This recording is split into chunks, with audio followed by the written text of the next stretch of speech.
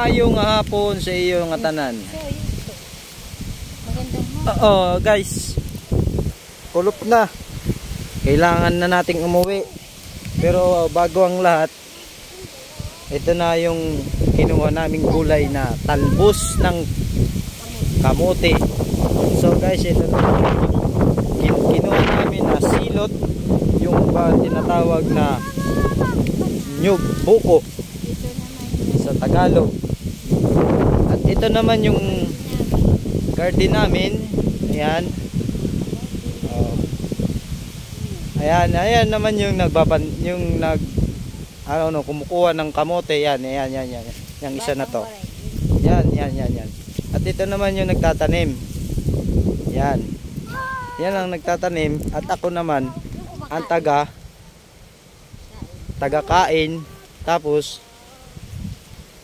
ganito, taga-vlog. So guys, humingi lang naman ako sa inyo ng tulong kahit kunti. Pa-subscribe sana po ako, tapos share and like. Sana po mabigyan nyo ako ng pagkakataon kasi nagsisimula pa lang.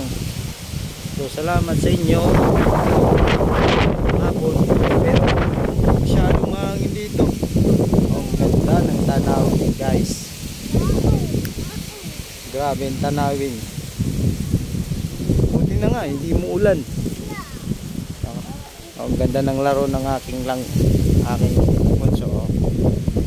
Di, tingin ka. Hello. So, salamat.